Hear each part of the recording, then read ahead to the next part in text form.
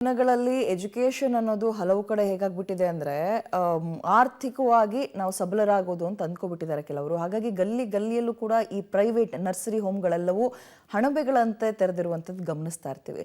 Quality quantity education ಅನ್ನುವಂಥದ್ದು ಮರೀಚಿಕೆ ಆಗ್ತದೆ. ಇಂತಹ ಖಾಸಗಿ ಪ್ರೈಮರಿ ಸ್ಕೂಲ್ ಅಥವಾ ನರ್ಸರಿ ಸ್ಕೂಲ್ಗಳ ಮೇಲೆ ಮಹಿಳಾ ಮತ್ತು ಮಕ್ಕಳ ಕಲ್ಯಾಣ ಇಲಾಖೆ ಹದ್ದಿನ ಕಣ್ಣಿಡೋಕೆ ಮುಂದಾಗ್ತಾ ಇದ್ದಾರೆ. ಇದಕ್ಕೆ ಸಂಬಂಧಪಟ್ಟಂತೆ ಒಂದು ವರದಿ ನೋಡ್ತಾ ಹೋಗೋಣ. ನಾಯಿ ಕೊಡೆಗಳಂತೆ ಹೆಚ್ಚುತ್ತಿದೆ ನರ್ಸರಿ ಶಾಲೆಗಳು. ಖಾಸಗಿ ನರ್ಸರಿ ಶಾಲೆಗಳ ಮೇಲೆ ಸರ್ಕಾರದ ಕಣ್ಣು. ಲೈಸೆನ್ಸ್ಗಳಲ್ಲಿ ಲೋಪಗಳಿದ್ರೆ ಕಠಿಣ ಕ್ರಮಕ್ಕೆ ಚಿಂತನೆ. ಹೌದು, ಇತ್ತೀಚಿನ ದಿನಗಳಲ್ಲಿ ರಾಜ್ಯದ ನಗರ ಪ್ರದೇಶಗಳಲ್ಲಿ ಬೀದಿಗೊಂದು ಖಾಸಗಿ ನರ್ಸರಿ ಶಾಲೆಗಳು ಹುಟ್ಟುಕೊಳ್ತಿದೆ. ಎಳೆ ವಯಸ್ಸಿನಲ್ಲಿಯೇ ಮಕ್ಕಳನ್ನ ನರ್ಸರಿಗೆ ಹಾಕುವಂತಹ ಪೋಷಕರು ತಮ್ಮ ಮಕ್ಕಳ ಸೇಫ್ಟಿಗಾಗಿ ಎಷ್ಟು ಹಣ ಬೇಕಾದರೂ ಕೊಟ್ಟು ಸೇರಿಸ್ತಾರೆ. ಆದರೆ ಕೆಲವು ನರ್ಸರಿಗಳು ಇದಕ್ಕೆ ಪೂರಕವಾಗಿ ನಡೆದುಕೊಳ್ತಿಲ್ಲ ಅನ್ನುವ ಆರೋಪ ಕೇಳಿ ಬರ್ತಿದೆ. ಈ ಸಂಬಂಧ ಇಷ್ಟು ದಿನ ಪ್ರಾಥಮಿಕ ಶಿಕ್ಷಣ ಇಲಾಖೆ ಈ ಬಗ್ಗೆ ಕ್ರಮಗಳ ವಿಚಾರವಾಗಿ ತೀರ್ಮಾನವನ್ನು ಕೈಗೊಳ್ತಿತ್ತು.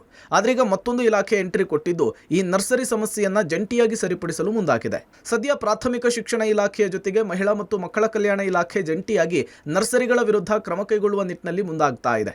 ಇತ್ತೀಚಿನ ದಿನಗಳಲ್ಲಿ ಖಾಸಗಿ ನರ್ಸರಿ ಶಾಲೆಗಳ ಸಂಖ್ಯೆ ವರ್ಷದಿಂದ ವರ್ಷಕ್ಕೆ ಹೆಚ್ಚಾಗುತ್ತಲೇ ಇದ್ದು, ಕೆಲಸಗಳಿಗೆ ಹೋಗುವ ಪೋಷಕರು ಹಣವನ್ನು ಕೊಟ್ಟು ಮಕ್ಕಳನ್ನ ನರ್ಸರಿಗಳಿಗೆ ಬಿಟ್ಟು ಹೋಗ್ತಿದ್ದಾರೆ. ಆದರೆ ಕೆಲವು ಕಡೆ ಹಣವನ್ನು ಪಡೆದ್ರು ಮಕ್ಕಳ ಸೇಫ್ಟಿ ಬಗ್ಗೆ ಪ್ರಶ್ನೆಗಳು ಉದ್ಭವ ಆಗ್ತಾ ಇದ್ವು. ಮಕ್ಕಳ ಕಲಿಕೆ, ವಾತಾವರಣ, ಸುರಕ್ಷತೆ, ನರ್ಸರಿಯನ್ನು ನಡೆಸಲಿಕ್ಕೆ ಶಿಕ್ಷಣ ಇಲಾಖೆಯ ಅನುಮತಿಯ ನಿಯಮ ಉಲ್ಲಂಘನೆಯ ಬಗ್ಗೆಯೂ ಕೂಡ ಆರೋಪಗಳು ಕೇಳಿ ಬರ್ತಿತ್ತು.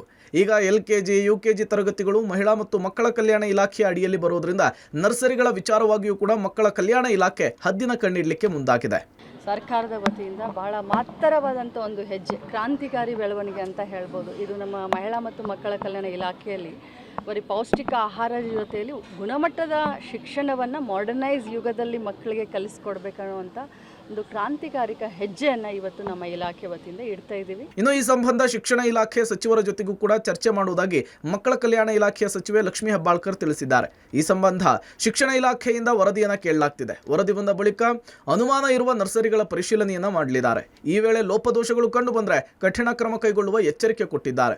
ನರ್ಸರಿಗಳು ಏನಿದೆ ಇದು ಪ್ರಾಥಮಿಕ ಶಿಕ್ಷಣ ಇಲಾಖೆಯವರ ಅಂಡರ್ ಬರ್ತವೆ. ಅಂಥದ್ದೇನಾದರೂ ಇದ್ದರೆ ಖಂಡಿತವಾಗ್ಲೂ ಕಠಿಣ ಕ್ರಮ. ಯಾಕೆಂದರೆ ಎಲ್ಲ ರೀತಿಯಾದಂಥ ಪರ್ಮಿಷನ್ನ ತೆಗೆದುಕೊಂಡು ಮಾಡಬೇಕಾಗುತ್ತೆ. ಸರ್ಟನ್ ಬೇಸಿಕ್ ರೂಲ್ಸ್ ಇರುತ್ತೆ. ಯಾವುದೇ ಒಂದು ನರ್ಸರಿ ಆಗಿರ್ಬೋದು, LKG, UKG ಆಗಿರ್ಬೋದು, ಆ ರೂಲ್ಸ್ನ ಬ್ರೇಕಪ್ ಮಾಡಿ ಸುಮ್ಮನೆ ರಾತ್ರೋರಾತ್ರಿ ಒಂದು ನರ್ಸರಿ ಮಾಡ್ತೀನಿ ಅಂತಂದರೆ ಹೇಳೋರು ಕೇಳೋರು ಯಾರಿಲ್ಲ ಅಂತ ಅಂದ್ಕೋಬಾರ್ದು.